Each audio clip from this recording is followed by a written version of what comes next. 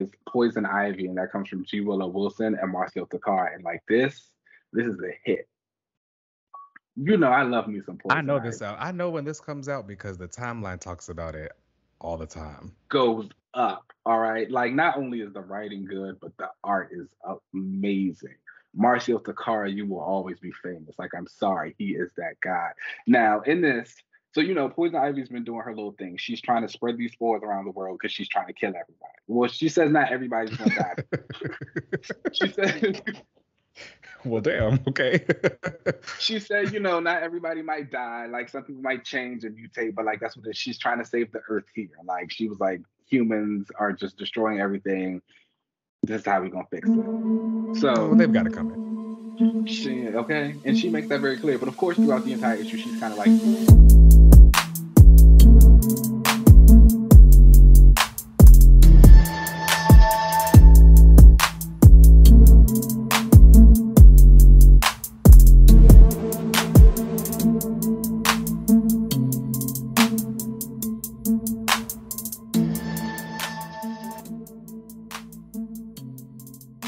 hello, everybody, and welcome back to another relaunch. We're your hosts. This week, I am the illustrious Patsy Walker, aka Hellcat. Ooh, okay, I know that's right. I am going to be. Oh, you know what? I'm going to be one of my other favorite Green Lanterns, Mr. Kyle Rayner. You know what? I feel like he never gets too much love, so I'm gonna shout him out. Kyle? Yeah, Kyle. He's cool. I guess. He's friends with Connor Hawk. I do remember that. Mm-hmm. That's his homie. But He that's was really like all. the Lantern for a while after. He was the Lantern after John. That was like his like I mean, I second remember element. I read a couple of things with Colin because he was the Titan for a short period of time too. He was like had a He thing for was. Donna. I don't really like him, though. But whatever. That's Kyle Rayner. How are Wow. you this week? I'm great. I'm doing fantastic. It's been hot as hell here in LA. We've been Mm. having like this wild heat wave where they've told us like from 4 to 9, please shut off like your power because the LA, like the California power grids can't take as much What? like power that everybody's using because everyone has their AC and stuff like, blasting. Because it's a heat wave? Because it's a heat wave, right? The world is ending. I don't know what's going on, but it's wild. They were like, please conserve energy from 4 to 9 because like our like like power grids can't take it, so conserve power. But That's crazy. I blasted, man. I was about to say because I feel like if you turn your power off, then it's just going to get really hot. And then so what are you Too going to do? hot. So like, you know, It's not like you I can was like, run a fan. right, well, you can. I ain't gonna do that. I got AC in my apartment. That's what I pay for. That's insane. It should not get that But, hot. because it was But hot, though, I did also, go why sleep. can't the power grids take it? Why are we putting more money into doing better stuff I'm like that, sorry. fixing that? That is like so funny. Can you imagine like all these people like in the office running around like the power grids are about to go out? So everybody turn their power off now. Ridiculous. We got to do better. Hmm. But yeah, I went to the beach though. That was fun. Okay, that's always good. Um, uh, that's pretty much it. Just kicking it. How are you? Okay. That's good. That's good. I'm feeling great. I celebrated my best friend's birthday this weekend. She Hey. took us out. We had a little girls' night with the crew. It's always interesting being in hetero spaces these days, Mm. because straight people like never believe that I'm gay for some reason. I don't know why. Oh. And the Oh, you're one of girls those. and the girls love flirting with me. And then my best friend's like, "Oh, will you lead girls on?" I'm like, "How do I lead a girl on? I'm telling her I like her dress. You're What kind are of you a talking lesbian. about?" I'm just like, I'm telling the girl like, "Oh, I like your dress, I like your shoes, I like your nails," and she's like, "Oh, okay, hi," and I'm just like, "Do you not hear what I'm saying to you? Like, I don't want you. I like your No. dress and your shoes and your nails, like,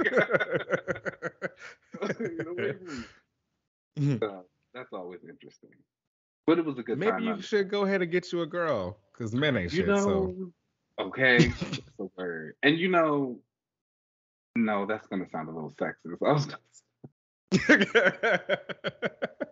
I'm not gonna actually say that, but let's move on. Okay. Well, let's go ahead and get into the updates for the week. I will say this, not too many exciting updates like we thought were going to come out of this, Flop. kind of a flop. D23, it wasn't serving, but you thought it was going to serve.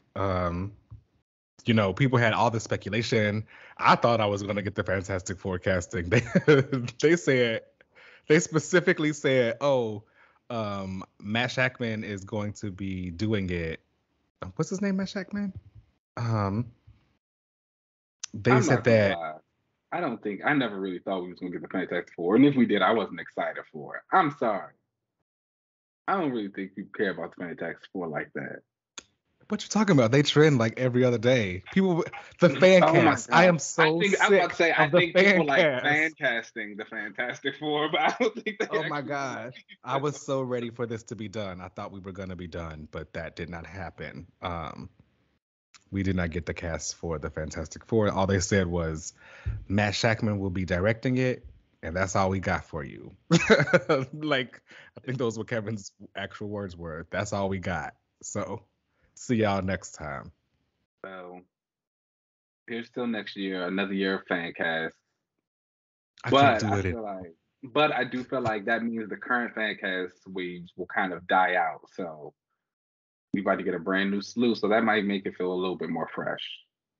They just gonna pick any woman they see with blonde hair. Mm-hmm. it's Sue. That's how they do Emma and any woman in white. It's getting ridiculous, y'all. We got to move forward.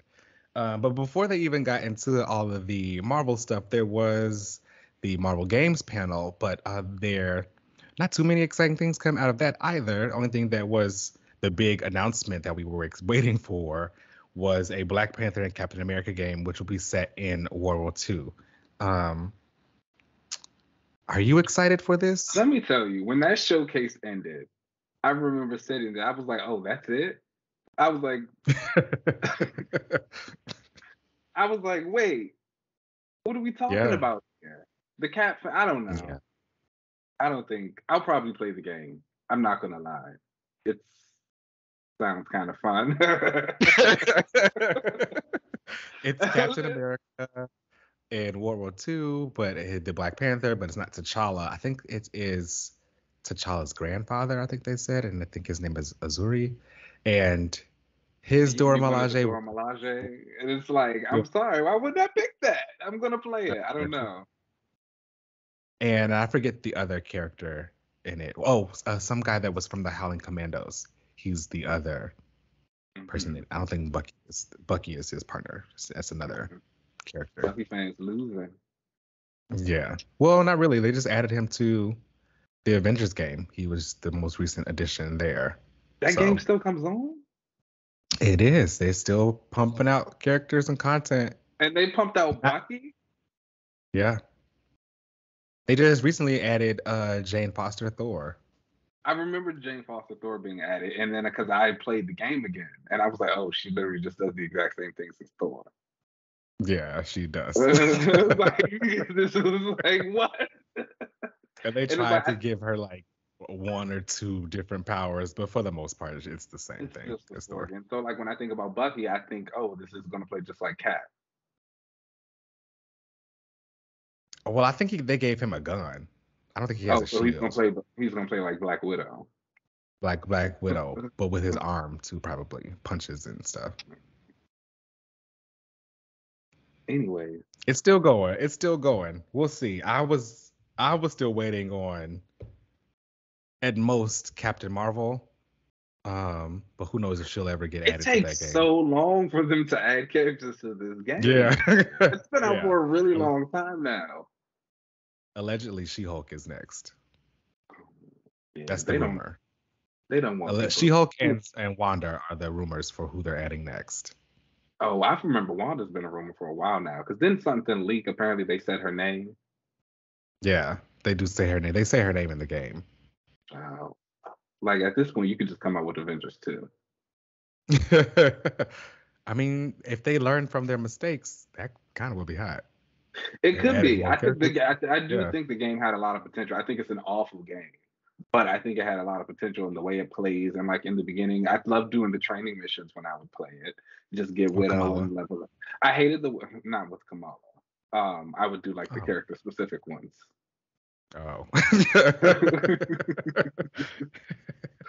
But I think that was a fun aspect of it. I liked a lot of the when I would play with the characters that I liked. I think they were good. Cap was good. He used to beat ass. I played with Black Panther for a little bit. He was good. Natasha, she was quick. Not She was Tony. fun. Tony was fun to fly around with. I did actually like the way that they were able to give the characters that fly still their like flight abilities, but they could still like fight. Too often Yeah. the characters who can fly, they can only like you're only using it for movement. You can't actually like go into combat or whatever. And I thought that all of their combats were different while they were in like their flight mode. So I thought that was kind of cool. The mechanics were there. They're just not really like smoothed out that that well. But anyway, enough about that game. Before we get into more stuff from D23, there was a new trailer for the Black Adam movie, which I Mm. think looked pretty good. It I was will hot. admit. That was some Now, good CGI. I will also admit though, every time The Rock opened his mouth, I was like, oh no. Well, I think we've come to expect that though. We know what we're getting when we look at The Rock in a movie. I just want to look at him. Don't need to hear him. Don't need to hear him. When he was like, being Black Adam and punching the airplane out of the sky and all of them trying to fight him, fantastic. I loved it. Did not need to really hear him try to act. But the movie itself still looks pretty good. I thought the CGI looked great. Like I've said before, I'm no longer an undercover Dr. Fate fan. I'm a stan. Like Yeah, he I'm looked there for good. him. He looked Dr. good. Fate looked really good. The casting for this movie Um, is just like really well done. Pierce Brosnan as Dr. Fate looks good. Aldous Hodge as Hawkman looks good. He needs whew, to take his shirt yes, off. he does. Yes, he Quintessa does. as Cyclone looks great. Noah as Atom Smasher looks fantastic. Like the shots of the JSA, I'm sorry, they're taking it, and like Hmm. you can tell, they're gonna have their big fight scene with Black Adam, and that's gonna be good to see. I'm excited to see how they kind of turn around and like help him in the end, or like if they don't, which is also fine with me. But yeah, they're taking it. I'm excited for this movie, and we need to like. I don't know what's going on at WB and Warner Brothers, but if they want to I somehow don't think they know. give this crew their own little HBO. Well, I don't know what HBO is going to be anymore either. I I don't don't know think they know either. if we can find some way to like keep it going. Yeah, I'm all for it. But I'm gonna go see the movie. Hmm. Maybe For sure. twice. We'll be talking about it on the show for sure. I'll be showing up for Dr. Fate. But I thought the trailer looked pretty great. I'll add a link below for you guys to check that out too. But to get more into what happened out of D23, there was some fun stuff that we got into, like the Moon Girl and Devil Dinosaur trailer, which I thought was so adorable. That was cute. Lunella's taking it. Lunella is such a cute character. I think the family that they showed for her in this was really cute, and her like being, the super smart, adorable 13-year-old. Is she 13? Yes, 13. 13-year-old girl who's really smart and also wants to be a superhero, but a little all in over her head. But her family is there to help her out. I like that. I think it's cute. So shout out to that, and shout out to the animators. I know that they were working really hard on that. I know some friends who worked on that show, so that was pretty cool. Also, there was the big reveal of the Thunderbolts cast. Now, Bucky stands back up. it's looking a little the same. Yes, it's looking a little same. All those characters are just super soldier number 13. But I liked it. I don't know. I feel like it's hot. Of course you did. You got Yelena in the front with her goggles on looking good. You got Red Guardian over there to the side. You got Ghost coming back. She was hot in that Ant-Man movie. Bucky, his little goal, he's, him and Yelena might have a little thing going on, so because he can't do it with Nat because she's dead. Julia Louis-Dreyfus looks good. It's given like you also have, but you missed out that there also is John Walker is there as U.S. agent, and we got that version of Taskmaster there, Yeah, which they I didn't could want to fix. mention. They could just completely. That's why I did it. What do you mean? I get it. I wouldn't want to mention it either because, as people recall, Taskmaster in the MCU was why I ended up like leaving the MCU. I was don't like, oh, know. they're clicking down. So do you think it's the same Taskmaster? I felt like it was going to be a I different hope one. not. I hope not. But I think it might be. Because I feel like at the end of Black Widow, she rescued the girl and like freed her from all that, so she didn't have to be Taskmaster anymore. So like when I saw the promo shot, my immediate thought was, oh, new Taskmaster. They're redoing it to make it right. That is exactly what I would hope. And I do think that this team is a lot of fun, but it's lacking a little power. You know, this is supposed to be. It seems as though this team is going to be like the replacement Avengers, basically. I think the tagline was like, "Oh, the Avengers are gone. Well, we're here." So like they're going to be who Julia Louis-Dreyfus is using as the Avengers. But you know, the only person here with a little bit of power is Ghost. What the rest of them gonna do? We got the power of the streets, baby. We can be anything. A stray bullet and they all gone. That's not how it happens. When the street level, this is giving me like street level espionage stuff. They're gonna be doing hero things, but not in the same way that we're used to. They don't need to be blasted. They're sneaking around. They're taking people out. They're doing what needs to be done. And then eventually, I know the Songbird fans are ready to riot. Okay, they are. Ooh, the Songbird fans came out. I didn't even know there were so many Songbird fans. Shout out to Melissa Gold because she got a crew behind her. All right, she does. And they were ready to go off, but I do think she's going to get introduced in this movie.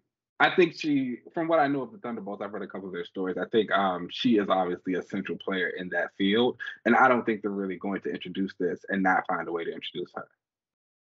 Oh yeah, I mean, this is also probably, now that you say that, this is probably not the final team. There probably will be additional members that we have not seen in this concept art. You know, they haven't even started like filming any of this, or I don't even think they've even done casting it.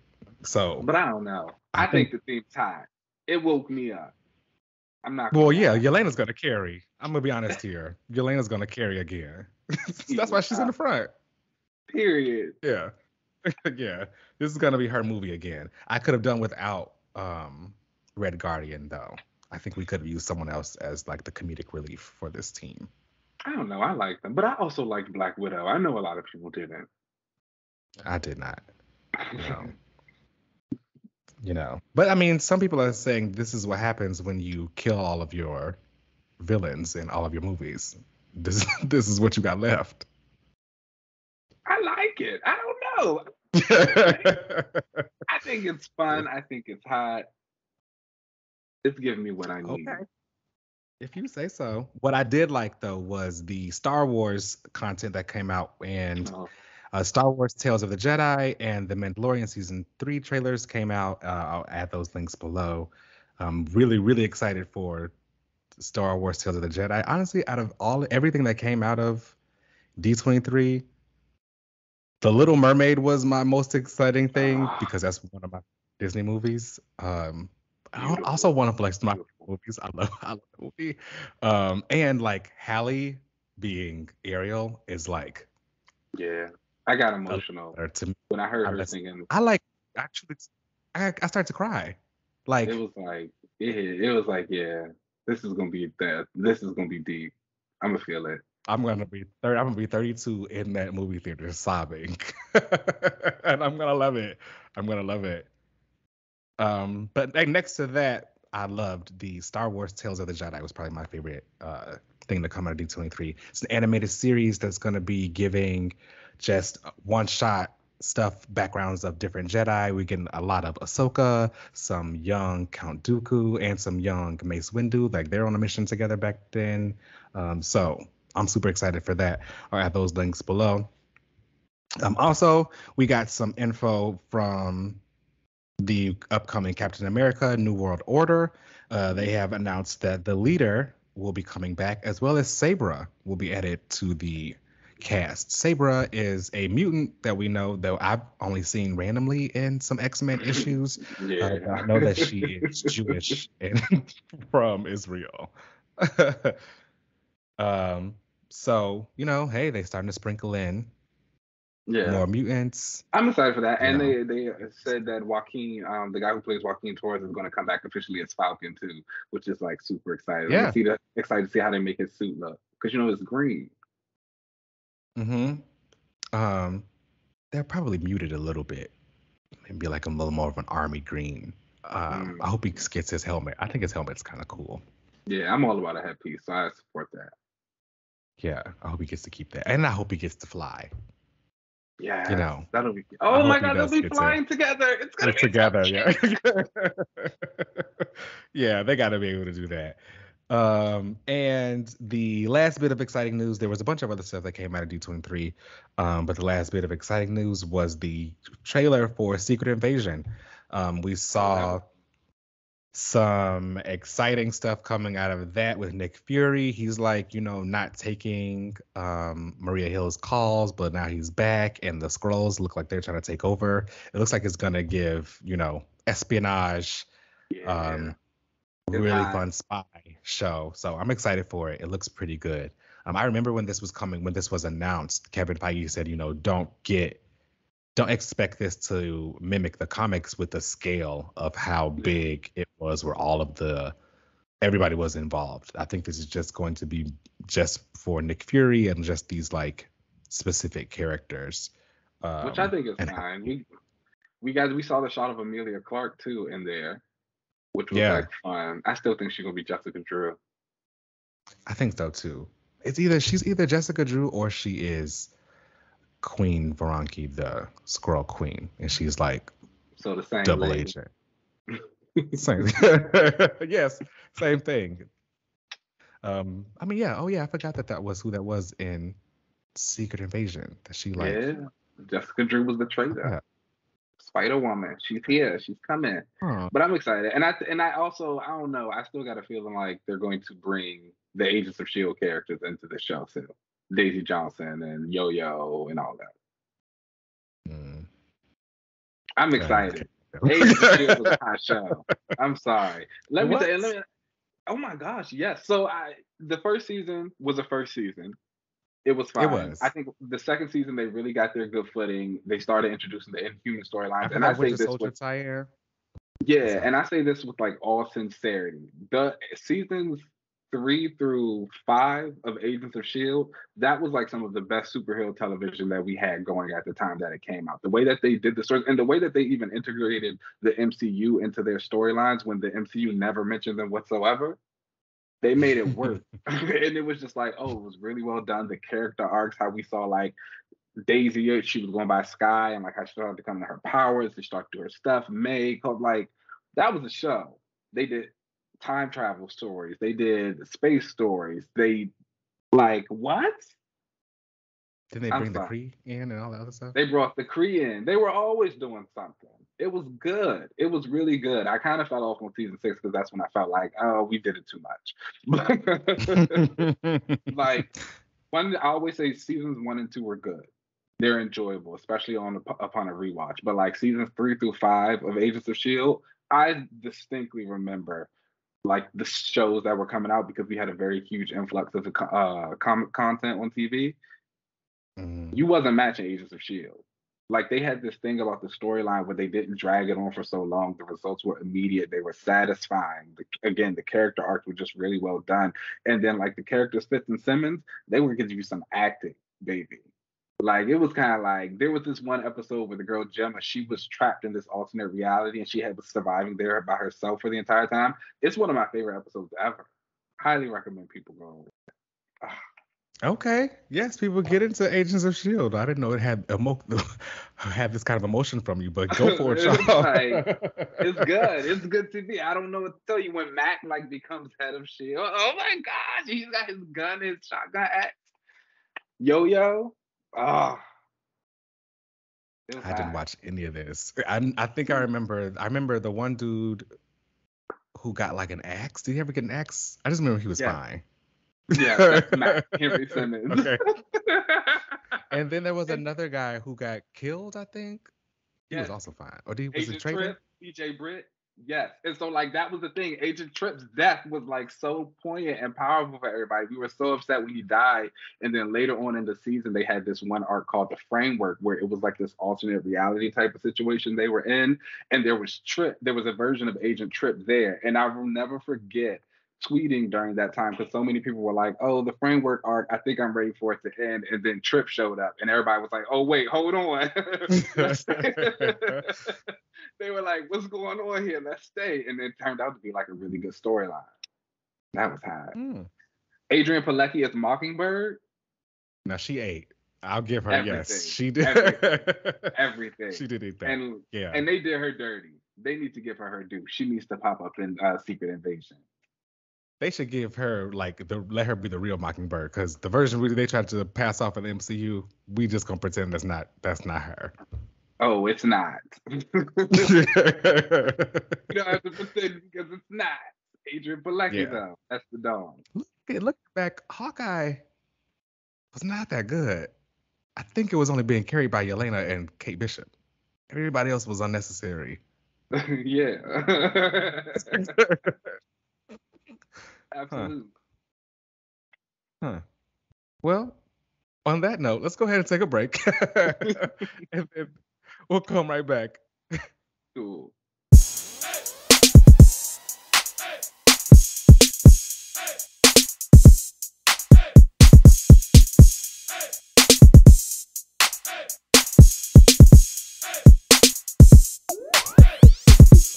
Because that was like such a shift. Like it wasn't even a potential of, oh yeah, let's give her a name. It was just like, no, she just go back to her old timeline and we never hear from her again. But okay. But luckily the people are hearing from us again. Hello everyone. Welcome back for the comic section of the week. I had a nice hefty pool. I don't know where all these books are coming from and who is subscribing to them. I did have to unsubscribe from one. I think it was Immortal X-Men. Oh. No shade to Immortal X-Men. But I was just like, it was like a Sebastian Shaw focus issue too. I was like, oh yeah, I don't want to read this. Oh. But I don't want to read right now. I can read on Marvel Unlimited. Like that's always my like. If I'm not reading a book now, I'm gonna read it eventually. It's just not something happening. But whatever. Before we get to the main books, I had some mentions of the week, of course. Nubia and the Amazons #4 came to its conclusion this week. That is so far the end of Nubia's story until we see her again. This was really cool. We saw Yara in it. Check that out. The JSA Atom Smasher Files issue came out. These are the one-shots that are spotlighting the characters from the Black Adam movie in like a comic book, giving you like their history and stuff like that. So like the issue before was Cyclone was cool. This one's Atom Smasher, and it's like really funny. You know, I always sound like characters who get big. And, like, I knew his growth powers had you. That's all it is. Like this entire issue, it shows the younger version of him, how he's like trying to become a hero, and he goes to stop these guys, but he's just like getting big the entire issue. He like deals with the problem of losing out his clothes. So the entire issue, he's like just giant, naked, and fighting people. And I was like, oh yeah, this is the kind of content we need in our lives. Sword of Azrael #2 also came out this week. I do not know anything about Azrael, as I continue to say, but the art is hot. He's a holy warrior, which gets me. He's got like these flaming swords. You see him having the powers of Azrael, the actual angel. I know he's also a part of like the Bat family, so people who like them should get into it.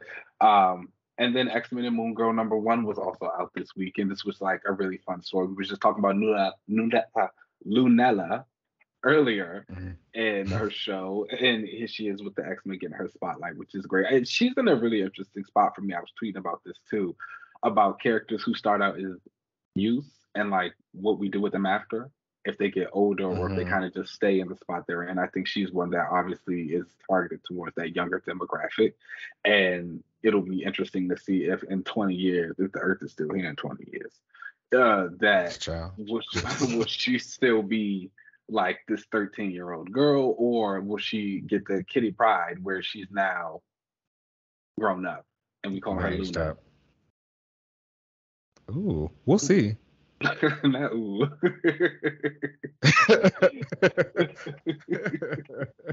And get into the main books of the week. We're starting off with Dark Crisis #4, and I'm not gonna lie to you, I kind of forgot to read this, but I know you've been really into Dark Crisis, so I know you read it. So tell us about it. Yes, it's been fantastic. It's written by Joshua Williamson, with art by Daniel Samperi and colors by Alejandro Sanchez. And this is part 4 of the Dark Crisis. And again, we're just leading towards and getting more of like the emotional background of everything in this issue.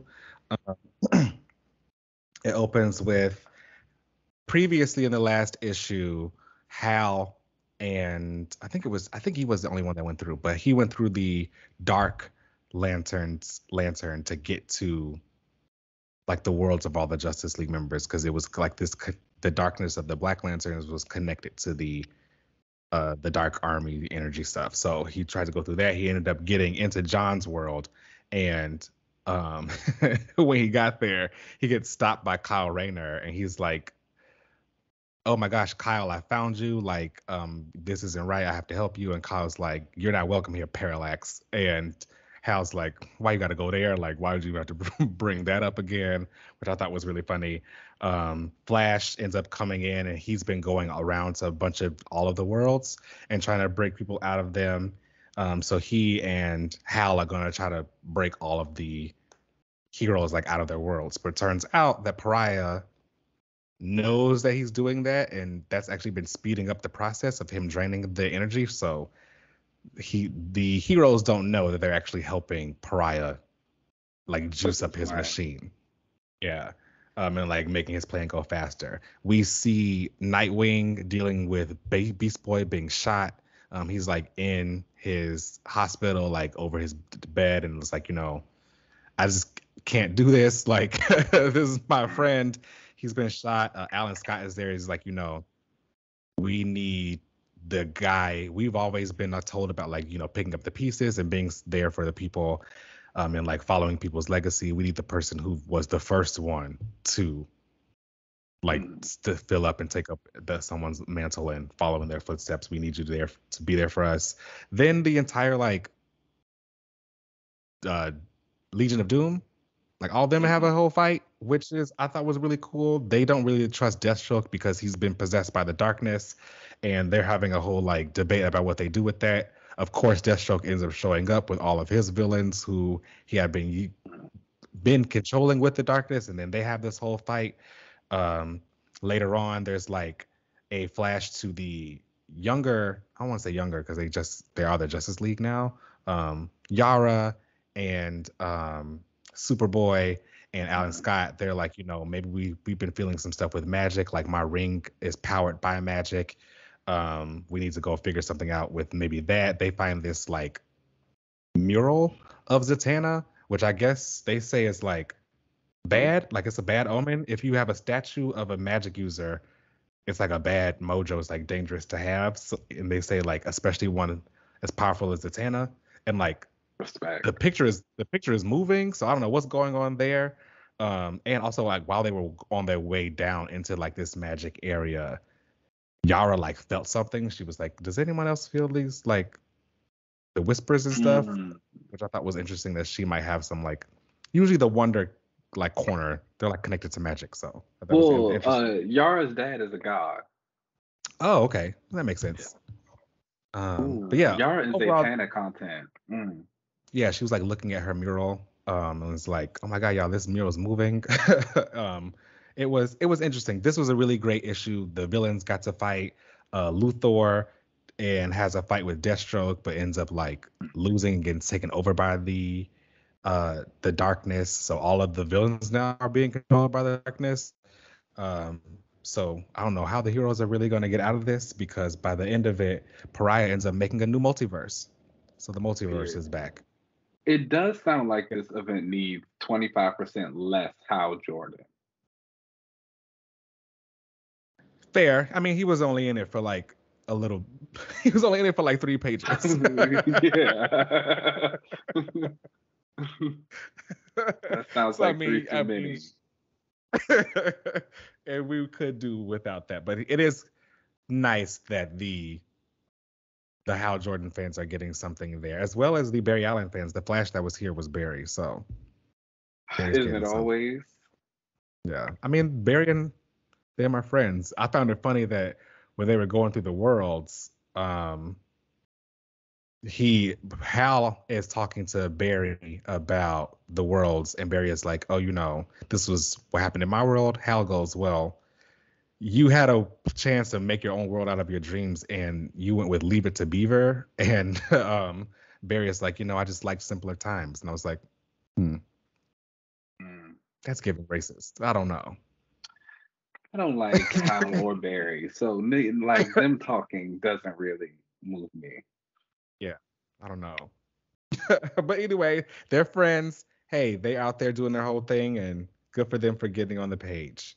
They end up going to Batman's world, and he like made this like detective place for him to be a old school like detective, and he's throwing like gears. It was interesting. The design is cool. But yeah, overall, I give this issue like a 4 out of 5. I'm having this beautiful art in this. Having a great time with all of the Justice League being gone and everyone kind of filling the spot. We see heroes actually being heroes. So that's great. I like it. Okay, that's cool. All right.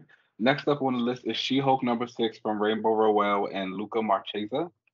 Excuse me. And this book has it all. Let me just tell you Okay. right now. We start out and Jen is meeting with Patsy Walker in a little diner, and they're doing like their Wednesday dress up, drink tea thing together. And Patsy's being nasty. She's she's making a little rude comment. She's like kind of dragging Jen a little bit. She's giving her files about Jack of Hearts that she got from Avengers that she snuck out from Tony. And She-Hulk is like, do you think Tony's gonna be mad about it? Patsy says, who cares about Jack of Hearts? Like, why would anybody think about this? And so they're sitting there talking, and she's like, you working for your nemesis, and like, what's going on in your life? And they're having a cute little moment. Then we see Jen go back to her job, her law practice, where she works under Mallory Book. And Nightcrawler's there. And so Mallory's whole thing has been if Jen was going to work for her, she didn't want any superpowered stunts. Like, don't bring those people around here. But obviously, Nightcrawler's here, and Nightcrawler asks Jen to represent all of Krakoa and all of their many legal issues. And so she accepts it. Mallory gets a little upset at first about, like, I told you we wanted to be normal, but Jen's telling her, you worked for a superhuman law firm. You hired me. What did you think was going to happen? Who did you think was going to walk in here? She's like, you're dating a robot android. Like, what do you mean? And so she tells her also that she gets Krakoa. And then all of a sudden Mallory's like, okay, well, Krakoa has like a ton of legal issues. They got like this and that and that. And like, this is going to be a really big deal for us. And so she's like, all right, this is the game we play. So that was nice to see. Yeah, it was like a really big win for her. And she realized that. So that was good. Okay. And by the end of the issue, he goes back to Jack of Hearts, and he's been going through the effect of losing his powers. And he finds out that he actually still has a lot of money left over from his estate. And his dad has a house in Connecticut that he now owns. And so he's like, I had to go and buy pants. I'm learning how to cook. I'm doing all these things because I can go live a human life now because his powers are gone. His radiation levels have phased out. He's able to touch She-Hulk, and they go get a little bang bang in. That's how the issue ends. They do have like, I know that's right, She-Hulk. They do have like a nice little talk during it, and she's talking about, I'm shocked that you are just kind of like giving up the superhero life so easily. And Jack is like, I was never a good superhero. Nobody like ever really cared about me like that. I could have been a poet or something. He was like, and I think he was like, I think we should talk more about some people just aren't meant to be heroes. And I was like, yeah, that's real. Yeah. And so he's like, I think I'm gonna go back to school. I'm gonna do this. And Jen's like, I couldn't do it. And so after they touch, and then she's like, yeah, she's like, so you never took your suit off when you had it on? He was like, never. And then she takes him to the bedroom, and that's it. And I loved it. Great. And I was like, this is what I love. I was like, this is She-Hulk, and I'm just having a really good time with this book. I do think that it kind of needs to get a little bit moving on the plot. I understand this comic book is honestly similar to the series that's currently on Disney Plus. It's giving like superhuman lawyer wrapped up in like zany adventures. Nothing like serious, but there have been a lot of lingering plots, and Jen even mentioned some of them in this book about, who did kidnap Jack of Hearts, why are his powers being drained, all of these things that are going on and like they should figure them out, I think we should kind of get moving on that so we can like actually have something else to go. But all in all, the art's really cute. Jack of Hearts is wearing this cute heart sweater. It's fun. I'd give it like a 3.5 She's still out of breaking the 5. fourth wall. She hasn't done it much in this run. At the end of this issue, when she was like going into the room with Jack of Hearts, there was a panel where she was kind of like looking back at the reader. So it's like, I don't know if that was supposed to be kind of her breaking the fourth wall moment. Like, yeah, it's finally happening. But that was really all I can think of. We'll see. I hope she does it soon. It's always fun. Yeah. Next up is Moon Knight number 15, and that comes from Jed McKay and Alessandro Capuccio. And I feel like I've been saying this with every issue this book comes out, but like I really love this issue. And it might be my favorite one so far. Is that the last issue, Mark kind of came to terms with his personalities, Jake and Steven. In this issue, we see the result of that. He's in his conversation with his therapist, which the therapy scenes are always really good with him. And they're talking about just the breakthrough that he's had and how they're not working. He switches over to Steven, or I'm sorry, we see like flashes of him switching over to Steven and Jake and like getting information. He's like, if I'm Mark Spector, if I'm going to be the Moon Knight, I'm going to be like the fist of the operation. But I can't do all of this stuff unless I have information. And that's where Steven and Jake come in. So Steven is obviously like the rich man. He knows high powered people. So he's getting information about the assassins that Mark fought a few issues before. Jake is on the low end of things. He knows the street. He's going to the bars and the diners. He's getting information about the vampire uprising and stuff that's going on in the Chinatown area. And so like we see all of that working together. We also see bits So of they all have their own mission? Yes. It's hit. That's hot. It's hot. Okay. It's hot.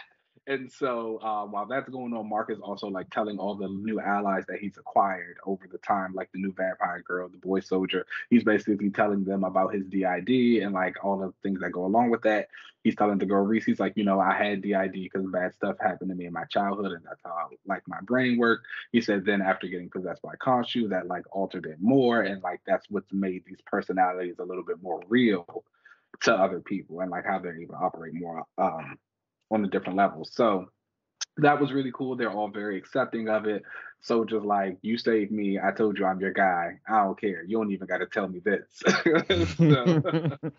So he tells Hunter's Moon, and Hunter's Moon is like, oh, this is great. Like, the Fist of Khonshu should have many identities and many faces. He's like, but I still think you're an idiot for trying to go fight the vampires in Chinatown. Hunter's Moon is kind of amazing. And then the girl Reese is like, you've been helping me. I think this is really nice. And they like hug, which is very cute to see that relationship kind of go. I was like, look at Moon Knight with his little like sidekick mentor girl. I love it. Okay. And then that's kind of the end of the issue. And so the next will be popping over to Chinatown so he can deal with this big vampire threat. But like all in all, like the issue was like amazing. I really love seeing all of the different personalities at work. I really love seeing how they operate. And, Steven is buying his connects. He's like, oh, here's money for you to get this information of these people. The two assassins that they introduced are like really cool. The Nimian, and I cannot remember the girl's name, but she's got this dope mask that paralyzes people. And the art's killer. I like really enjoyed this series as a whole. I'm like into it. I would give Shout out to Moon Knight for going this strong too. Like what? I mean, and like his books aren't like super short. I've seen a lot of long Moon Knight runs, at least 20 issues. You know what I'm saying? But I feel like after the last few, and then this the age in comics where things were getting canceled by issue 6, like hitting issue 15 right now and still going strong, and he's getting like team ups around. Shout out to also the MCU for the synergy, because I know that's pushing it along. The MCU does help sometimes. It helps sometimes. I'm not gonna lie. And our last book of the week is Poison Ivy, and that comes from G. Willow Wilson and Marcel Takar. And like this is a hit. I love me some Poison I know Ivy. this out. I know when this comes out because the timeline talks about it all the time. Goes up. All right. Like, not only is the writing good, but the art is amazing. Marcel Takara, you will always be famous. Like, I'm sorry, he is that guy. Now, in this, so Poison Ivy's been doing her little thing. She's trying to spread these spores around the world because she's trying to kill everybody. Well, she says not everybody's gonna die. She said, well, damn, okay. She said, not everybody might die. Like, some people might change and mutate, but like that's what she's trying to save the earth here. Like, she was like, humans are just destroying everything. This is how we're gonna fix it. So they've got it coming. Okay, and she makes that very clear. But of course, throughout the entire issue, she's kind of like dealing with the ramifications of that and like her own humanity.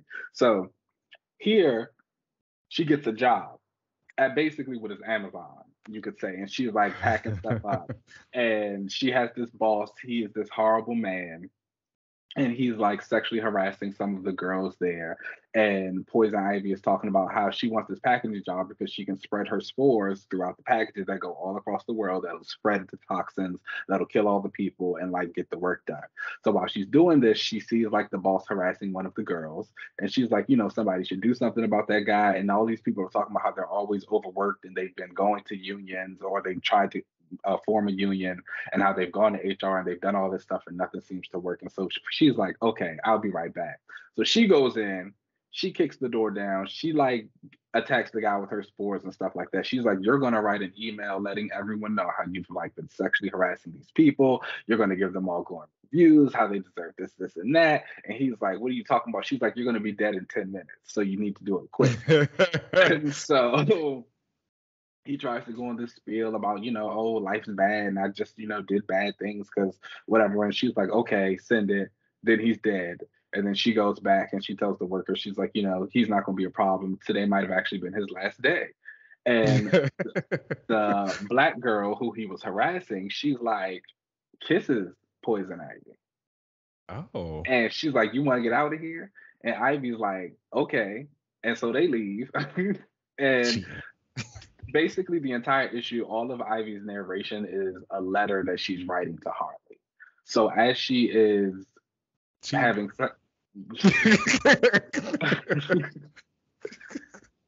as she is forming a relationship with this other woman, she's talking in this narration about how she is thinking about Harley the whole time. And, is that a bad cliche? Oh, she's toxic. And she's also talking about how it makes her realize that she wants to live and whatever's in her is killing her. And like, she kind of feels bad about what she's doing. And there's also like Marcial Takar's paneling layout is like really cool. And it's like, it's kind of shameful because you see, it's like Harley, a vision of Harley sitting up against the wall, waving, and in the shadows behind her on the wall, you see like Ivy and this woman. And that's when Harley, Ivy's talking about like, I'm thinking about you the whole time. And so like Harley's just watching them. It is so awkward. And I'm like, oh my gosh. Toxic. Wow. Who knew Ivy was like this? Harley did probably, but nonetheless. That's probably why she like her. They both toxic together. Always. But she talks about that, and then she gets attacked with the girl, and it's this little monster thing that has been following her throughout the last few issues. And he talks about how the Green Man has come back for her, Pamela, and that's that. And she's like, okay, I got to get out of here. The girl's like, wait, don't go. But she's like, it's dangerous for you. If I stay, one of the things she was really doing while they were forming a bond was holding back the spore so she wouldn't infect the girl. And she's like, it's again playing into that whole, she is trying to kill everybody, but she's not really trying to kill everybody. So I think it's just been a really good story for Ivy, something that she needs. I'm really enjoying it. Again, this is a series that got extended because of the great reviews. I would continue to give, I honestly think I would give this like a 5 out of 5. I love this issue. The page where she is attacking, she is getting rid of the boss. She like makes this big, just flower, vine, ivy form thing. It just looks so good. Like, it just looks so good. Marcial Takar's killing it. Willow's killing it. I love this book. Shout out to Poison Ivy. I feel like she hasn't really gotten her due in a long time. So yeah, good for her. It's good for her. And those are the books of the week. All right, boom. Well, let's go ahead and take a break, and then we'll come right back. Okay. No. You got to do a book club. Yeah. Actually, we're not going to take a break because we got to talk about that lady. Ooh, which one? Emma Frost. Oh. So, weren't we just talking about her last week? We were. Well, I have to reiterate now that, like, I don't think I like her. I don't think I ever really liked her. But I think this new X-Men reread has really, like, opened my eyes to it. I think for me, she's always kind of been quips and outfits to me. Like, okay, cool. But those things are not even doing it for me anymore. And now that I'm seeing more of like her character, she's a nasty lady and does not deserve at all. Um, so we do get in the start of this run that we were reading with 34 through 36, it's the rescue mission basically of I don't want to call her X-23 because that's what she was back then, but she's Wolverine now. But Laura and Hellion were going to go rescue Mercury. We get some flashbacks of her, how she got her powers, and now she's being experimented on.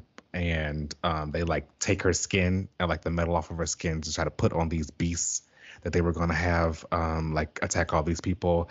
And Hellion and Laura go off and go and save her. They also get some blossoming of the Hellion and Laura relationship, which I'm not that big of a fan of because I don't know. I've always kind of saw Laura with a girl, and I like Hellion with Wind Dancer. Mm-hmm. Hellion and Wind Dancer is hot. Hellion and Laura, I don't know. This is also another reason that you have like issues with the new X-Men in their age, because they'll still try and paint Hellion as like one of the kids. Yeah. But it's like, not if he was dating Laura. That don't make sense. Yeah. Also with these kids, so like the next issue, right? So we got some cool stuff with Hellion. I thought he got some really cool power moments, whatever. Now we get into the last bit of this, and it's like the prelude to this magic arc that I'm allegedly going to like. And these kids are like sitting around this campfire getting this story told to them by a blindfold, and they are all annoying. All of them. How are they annoying? And I think it's because like I keep trying to compare these groups of kids, like the new X-Men, to other younger kids that I do like. And I think I like those other kids because they have lives outside of just being teenagers. Like they come together and become a team and do superhero stuff. And they have lives outside of that, outside of just being around each other and just being teenagers. All these kids do is just like act like tropes. Well, they're at a boarding school. They don't have no life outside of that? Some of them do. Surge had a job. She worked at the coffee shop. Well, see, that's another thing. This issue now, we got like, remember how I said before we needed a culling and it's like, it's too many of them? Yes. Uh-huh. You need another one? Is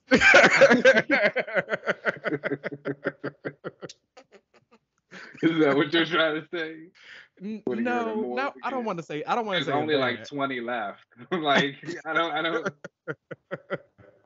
But maybe. I don't know.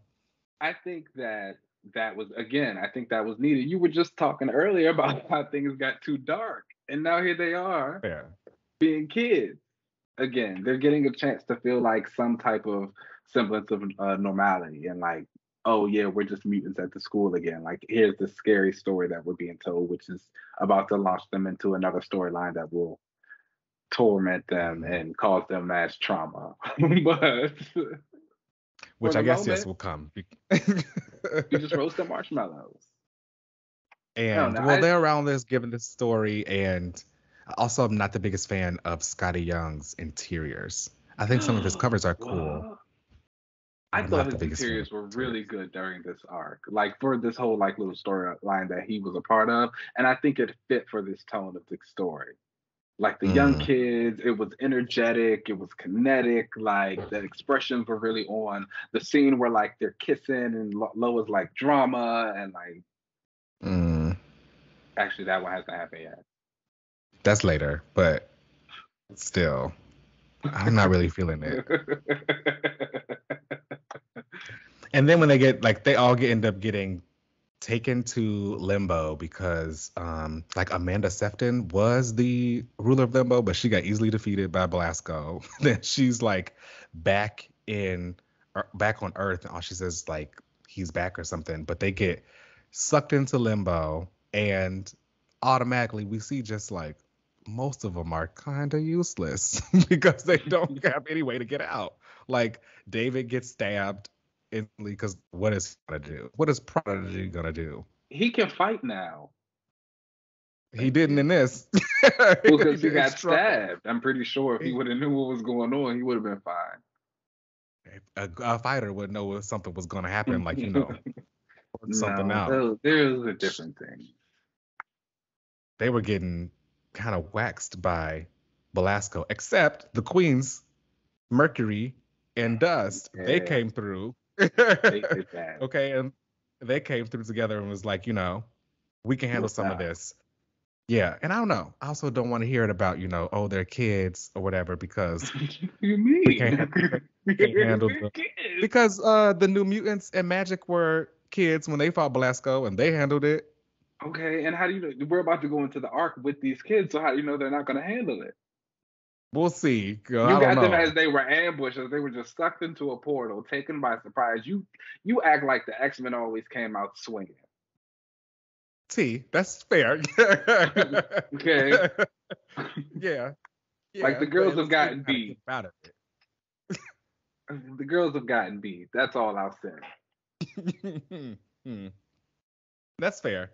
We'll see what happens next. We are going to have Hellion and Laura. They're trying to get their way back over there to go and help them, but obviously, like, the Sentinels are on the campground and won't let them leave, which is such a wild thing to remember. That was what was going on back then. Like decimation. Ooh. It was like culling after culling after culling. What else are you gonna do? Yeah, I'm glad we're in this like Krakoan era. I never need to do like the Krakoan cullings, because they still dying.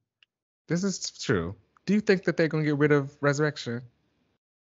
No. I think so either. I think it's gonna stick around. I mean, it's a nice little thing for the mutants that you can just kind of keep killing them and like bringing them back. Mm-hmm. And it's a good way to like work around death.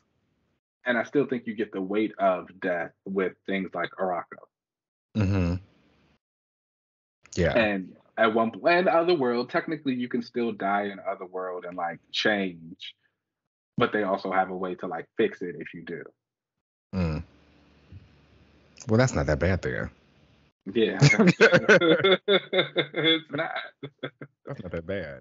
But I don't think they're going to get rid of death. I think it's a easy way to resurrect people when you need to, as far as for story purposes. And I think that it works for the mutants. It's being done well. Yeah. I don't think they've like I don't think they've I think they did in the X-Force, like with Quentin, where he was like dying every issue. Mm-hmm. But I also feel like that is a very isolated incident. Yeah. I do think that these kids bring up what you talked about with Lunella and age and like, what do we do next with them? Because they can't be here forever. Yeah. I think some of them are stuck here. Anole is stuck. Surge might have gotten stuck, especially after you think about the Hellfire Gala and her being in that the X-Men Unlimited story that's going right now with all the losers, and it's like her and Bling and Armor and Gentle, and they're like talking about the youth vote, and it's like, why are y'all talking about this? Yeah, why are you the youth still? We're not the youth anymore. Like I was told, like especially Surge, she was one of the older kids of the generation. Yeah. So it's weird. Yeah. Damn. I guess maybe they're stuck. I thought maybe Anole might be able to be saved. Pixie got out. Dust got out. I'm really shocked that Surge didn't. Anole is slinging drinks at the bartender, Anole right? didn't make it. He was in that New Mutants arc with Rainbow and that Goblin girl. She was a goblin.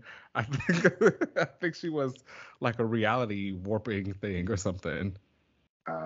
Well, that. Yeah.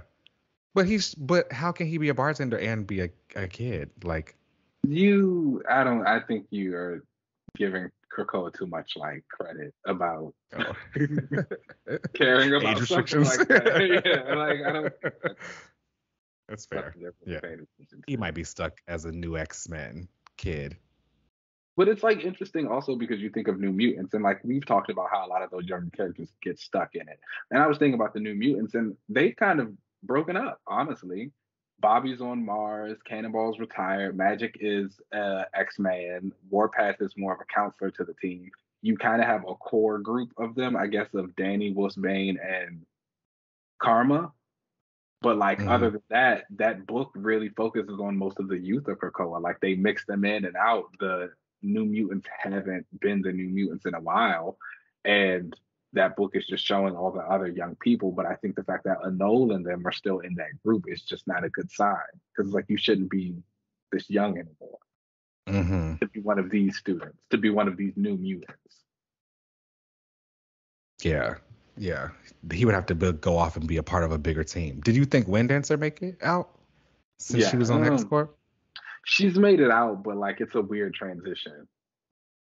I think she needs a better place. But like Sophia also is a different case because she was out long before this when they depowered her, and then she went and became a new warrior. That's right. She made it out. Shout out to that. So, I mean, that kind of kept her. I mean, it kept her going, and it kind of moved her away from just being a student. Because now she popped up as a Marauder. And she probably was say, and I think again, but she was also one because she was so separated for so long, even without the power. It was like when you brought her back in, it's like you don't have that group of students anymore, so you can't put her with those students. But it's also like, even if you did put her back, it would just be awkward. She would feel out of place. She wasn't there for so long. You got to put her somewhere else. She got to be on X Corp. She got to be a Marauder. What's she gonna talk to Hellion about? He's mean. He was a lot better in this.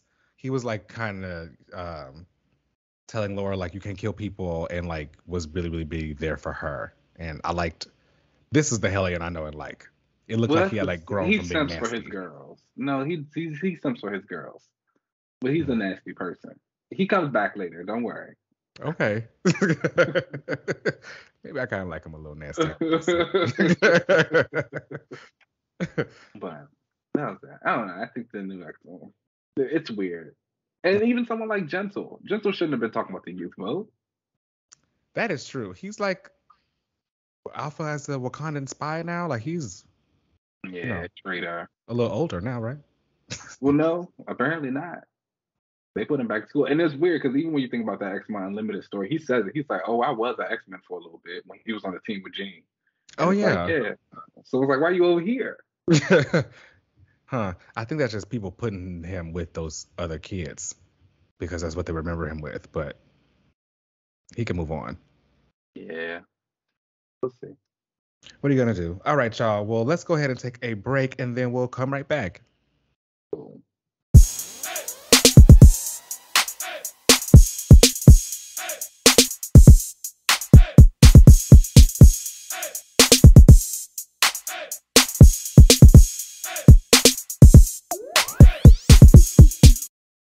Is it because he's so angry all the time?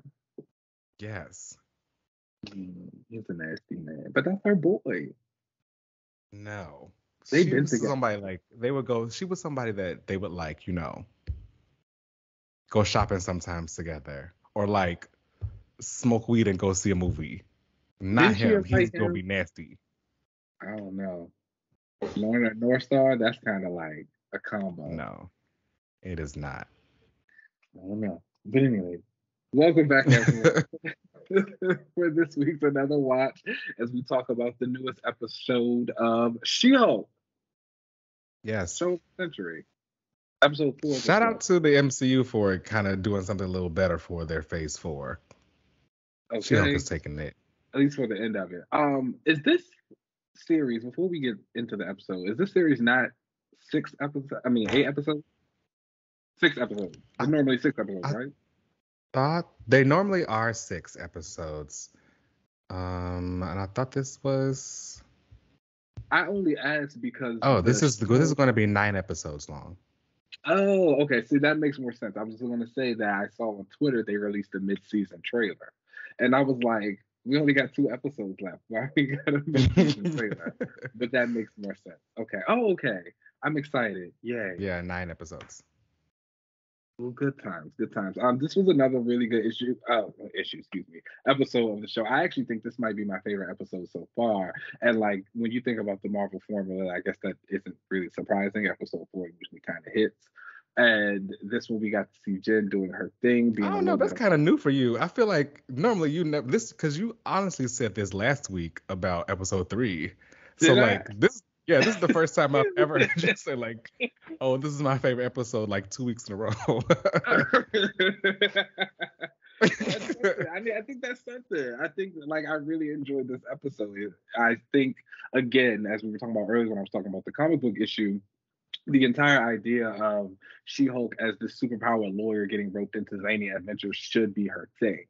You know what I'm saying? It just makes sense. She wants to practice law. Jen is very adamant about that. Like, this is what she wants to do. She wants to have this job. But she is now a Hulk, a She-Hulk, inevitably. And so she's going to get wrapped up. People are going to attack her. People are going to do things. So it's like she has to find a way to combine those two. And I think this is doing a really good job of doing that. I thought it was kind of cute to see her on the dating apps as Jen and not really getting into play. But then once she jumped into She-Hulk mode, like everybody was coming to her. I think, again, that was something that was very true to the comics of Jen saying that she used to feel a little bit insecure as Jen, and that's why she wanted to be She-Hulk all the time because she felt more powerful, more sexy, things like that. And then she just felt like she got more reason to do the things that she wanted to do. She wanted to be a hot girl, but she felt like Jen had to be kind of subdued, lawyer, straight edge, whereas She-Hulk was like, I don't have to be that.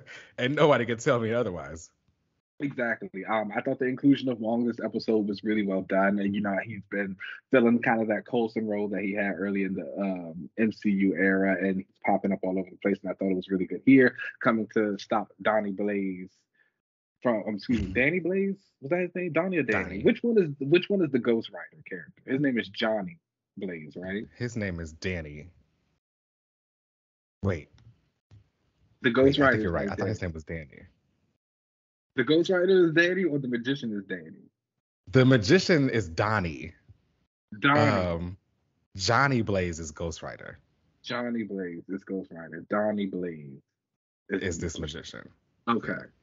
I thought they was trying to do something there. Maybe not. Oh, maybe they did. Maybe that was a Easter egg. Maybe they could be related. His real name is Jonathan Blaze. So like, but that's probably his stage name. Never mind. That's not his real name. So Donnie Blaze is there doing magic. He's got those little like ring things that make the portals that all the magicians use. And he has these people up there. He shows it off with Madison, who was like a very standout star of this episode. Like the way the internet has also reacted to her is uncanny. They love that. Madison with 2 N's and a Y, but not where you think. And like I was actually cracking up at that. Like she played that role really well. Yeah. It was funny though. She popped up. I thought she was Wanda at first.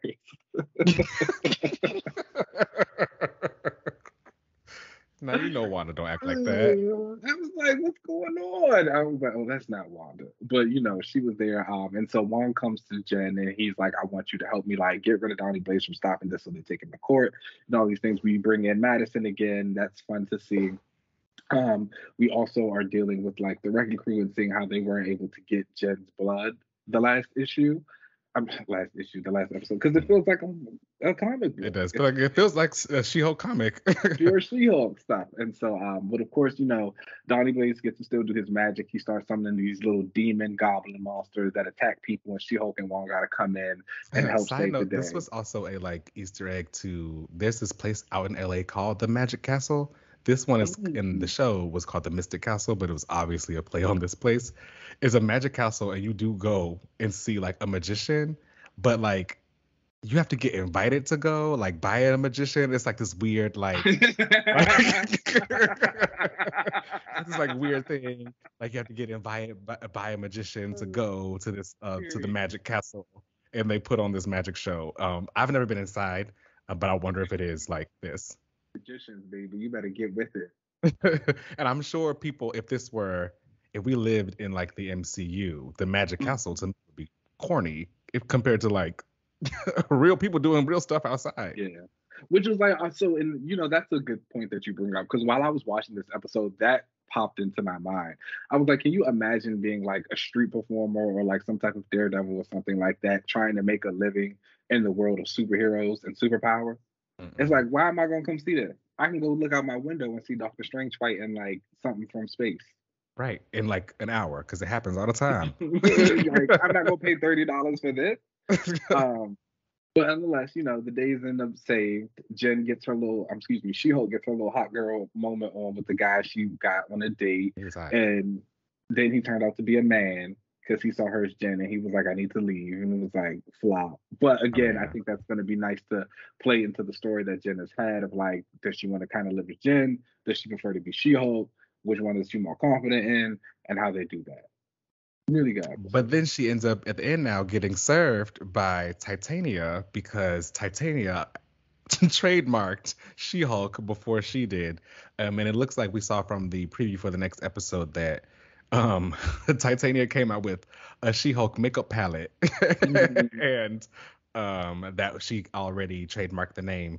And I think I may have judged Titania too early. I think I may end up liking MCU Titania. I think she's going to be a lot of fun. The marketing they've been doing with the character has been really good. Yeah. Like giving her own Twitter account and showing the videos and stuff like that. They're doing it right. Typically, like, have you watched Abbott Elementary? Yes. Do you know the teacher? I can't think of her name, but she was in Parent Trap. She's the teacher in there. She's like the most Philadelphia teacher. She's got the red hair. Oh, yes. I was like, I'm trying to think of Parent Trap. I was like, who was in that movie? Well, she like her personality to me is what I always imagined comic book Titania to be like. Do you know what I mean? Yeah, like that kind of like very tough girl, straight edge, but still gets a little emotional every now and again. Protective, smart, street smart. I can see exactly. That. So it's interesting to see this like influencer girl Titania, and not be mad at it because it's completely different. But I'm kind of into it, so I'm interested to see what she does. And Titania versus She-Hulk is always hot, so it is. That first one wasn't. So hopefully we get a read.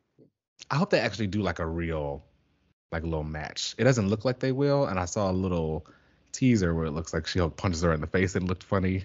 But I hope there's like a more drawn out fight than just that one punch. See. Daredevil's coming, so the he is. Continue to ride. He is. It'll be interesting to see him out in LA. I know people have a very, like it or love it take on his time when he went out to LA during the Mark Waid run, where he was a lot more fun and not so serious. But we'll see. We'll see what people like with that. Are you into LA, Matt, or do you prefer him to be in New York and Hell's Kitchen? I mean, I like him in New York and Hell's Kitchen, obviously. I thought the LA stint was fun. I think you need to get people out of their comfort zone a little bit. I kind of hate that it's LA for so many of the heroes. I mean, I get why it's LA, but I also feel like so many of them go there and it becomes like a very, well, maybe that's true to life. I was about to say kind of like a superficial thing. But well, as someone who's recently moved out here, let me tell you, you aren't too wrong. But it's like also interesting because a lot of the heroes who have gone to LA, I think they tend to be really good stories, but they're like reviled by the fans. Like when the X-Men went to LA, when Moon Knight went to LA, that was bad. Bendis is a mean man for that. But yeah, X-Men when he went to LA, it was fine. You hated it. He went to accounting school first, but like. Wait, when did he go to LA? Was that during his Champions era? That was him returning to LA, but he first moved out to like California.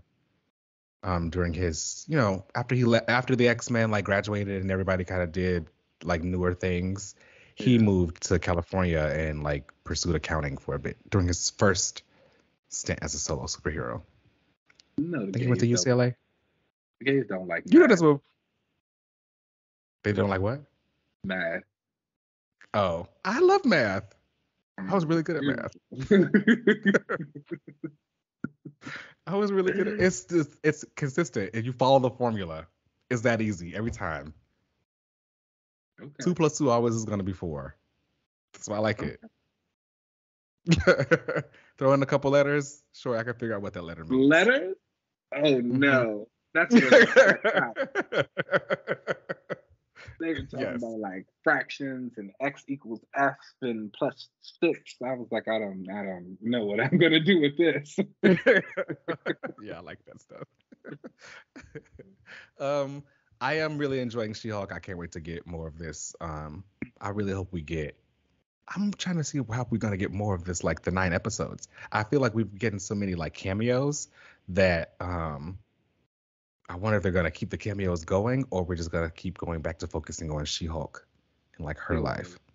I don't know. I do like that we have more episodes than the normal 6. And, you know, they announced Daredevil Born Again officially and how that's going to have 18 episodes. So it's like, I feel like they're kind of getting it. So I think as time goes on, we'll get a couple season 2s or some like second versions of these solo series, and they'll be long. And that's what will really make a lot of them click. Because I think that was a problem with a lot of the shows in the beginning. I don't think necessarily too many of them were bad, except for Loki. I didn't like that show. But I do think they were too short. Yeah.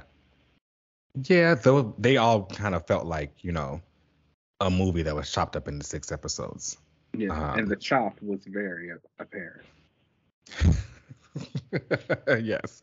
This She-Hulk is really feeling like it is like meant to be a TV show.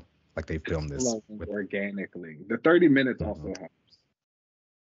Yes, we get in and out. Love a quickie. But all right, that ends the episode this week.